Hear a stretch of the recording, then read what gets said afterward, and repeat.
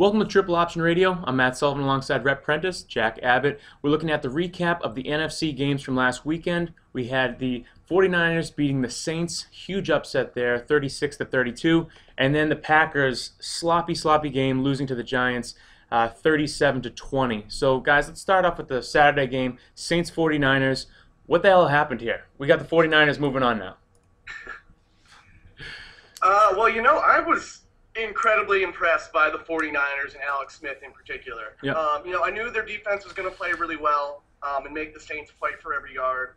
But I think that tone for that game was set on the first drive. The Saints, marched down 78 yards, looked like they were going to go up 7-0, and then boom, I guess it was on 3rd and goal. Fumble. Pierre Thomas gets knocked out of the game, and they turn the ball over. Yeah. And that kind of set the stage. Those 5 Saints turnovers really killed it.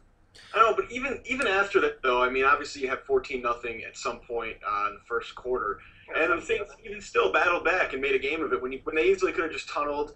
Especially it looked early, maybe the week off hurt them, kind of slowed them down.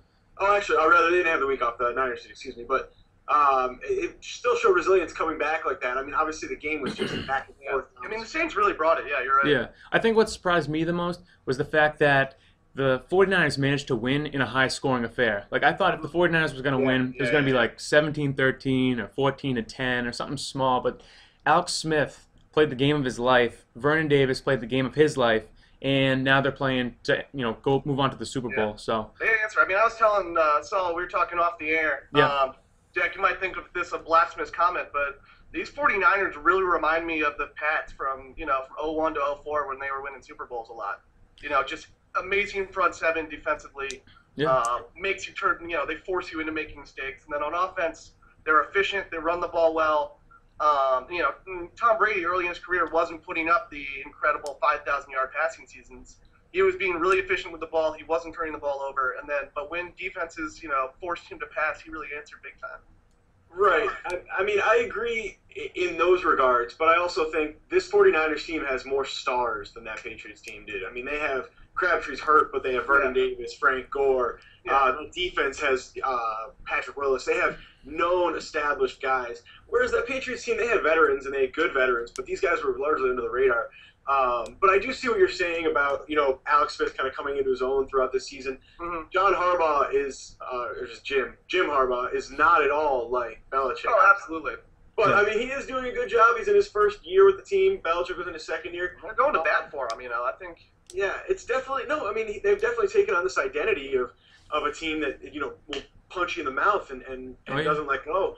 And, now if the offense can come around, I mean, Alex Smith – and there's no quitting them. Like, I'm really, I'm really high on this team, but we'll get there. Yeah, we'll get there in the next video. But let's take a look at the Giants-Packers game.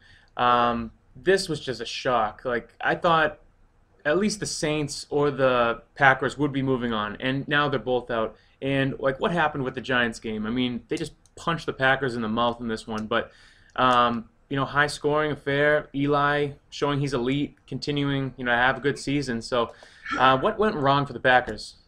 I don't want to take anything away from the Giants in this game because they did everything I thought they were going to do. Played great defense, got after Rodgers, forced turnovers, and then on offense, really exposed that Packers defense, which was just their Achilles heel. Yeah. But at the same time, the Packers, I think the fact that Aaron Rodgers hadn't played a meaningful snap in 3 weeks really hurt this team. I agree. All regular season, their offense had been this well-oiled machine, but on Sunday, they were just kind of a beat off in everything they were trying to do. You see all Aaron Rodgers missing open receivers early in the game, and then the Giants just had no quit and were, resilient, and they really exposed every flaw the Packers had, more so than I thought, If you look at the Packers season this year versus their season last year, two starkly different stories. Last year was a really, Rodgers got hurt with the concussions, and they really had a big comeback and snuck in at the 6th seed and then went through, much like the Giants did. Peaking late as opposed to peaking early, yeah. Right. Now, I'm not saying they peaked early or anything, but if you look at this year, they were certainly playing well, even down the stretch. They got tired. The pressure gets them. We saw it with the Patriots. But I do think that they suffered as dramatically as you can suffer from 2 weeks off.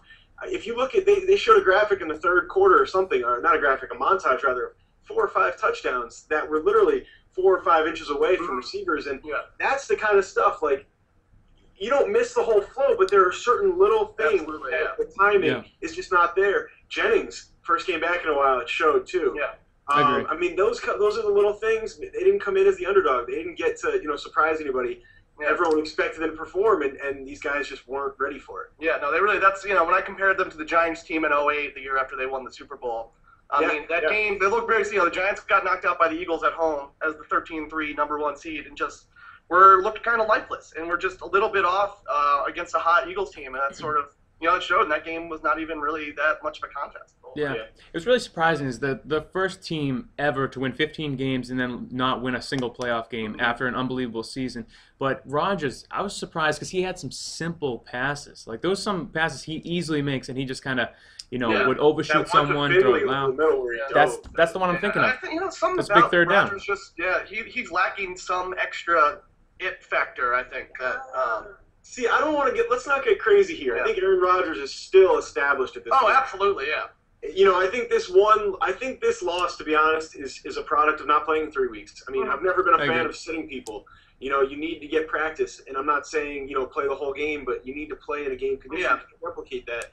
3 weeks off is a long time. I think he's still one of the top. Oh, yeah, I just think there were some jitters. Yeah, there were jitters, but I don't think there's anything wrong with him. I think he's. Yeah, I know. I think we've seen Brady to go through a Peyton Manning, had to get over that hump of couldn't win the big game for 5-6 years into his career. Yeah, they were clearly overlooking the Giants. Even one of their players was like telling his family, "Don't come out for this game. Come out next week when we're playing in the NFC Championship." So they looked past the Giants, and it cost them. So. We'll post more videos. We're going to do the AFC recap next. Check out everything else on tripleoptionradio.com. Thanks, guys, and we'll get back on the air soon.